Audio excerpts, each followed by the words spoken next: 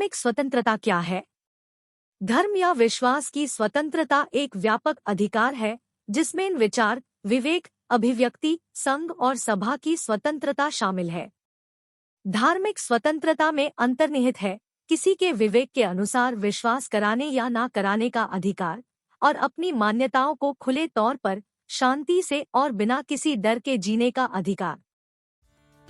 Article 25 धर्म की स्वतंत्रता भारत के सभी नागरिकों को धार्मिक स्वतंत्रता के अधिकार की गारंटी देता है।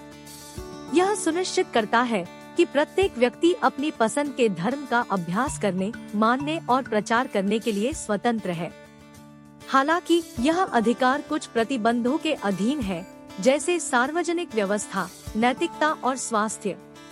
सरकार के पास धार्मिक प्रथाओं से जुड़ी आर्थिक, वित्तीय, राजनीतिक या अन्य गतिविधियों को विनियमित करने की भी शक्ति है। आर्टिकल 26 धार्मिक मामलों के प्रबंधन की स्वतंत्रता। आर्टिकल 26 प्रत्येक धार्मिक संप्रदाय को धर्म के मामलों में अपने स्वयं के मामलों का प्रबंधन करने के अधिकार की गारंटी देता है। इसमें धार्मिक उद्देश्यों के लिए संस्थानों की स्थापना और रखरखाव का अधिकार और अपनी संपत्ति का प्रबंधन करने का अधिकार शामिल है।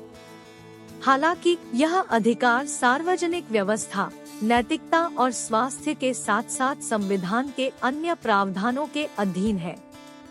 आर्टिकल 27 धार्मिक उद्देश्यों के लिए कराधान से मुक्ति। आर्टिकल 27 राज्य को किसी भी व्यक्ति को किसी विशेष धर्म या धार्मिक संस्था के प्रचार या रखरखाव के लिए कर देने के लिए बाध्य करने से रोकता है। इसका मतलब यह है कि राज्य किसी विशेष धर्म को समर्थन या बढ़ावा देने के लिए सार्वजनिक धन का उपयोग नहीं कर सकता है, न ही वह व्यक्तियों को धार्मिक संस्थानों को वित्तीय रूप से समर्थन देने के लिए मजबूर कर सकता है। आर्टिकल 28 शैक्षणिक संस्थानों में धार्मिक शिक्षा से मुक्ति। आर्टिकल 28 सभी धार्मिक संप्रदायों को अपने स्वयं के शैक्षणिक संस्थान स्थापित करने और बनाए रखने के अधिकार की गारंटी देता है। यह राज्य को राज्य द्वारा वित्त पोषित सार्वजनिक शैक्षणिक संस्थानों में कोई भी धार्मिक निर्देश प्रदान करने से भी रोकता है।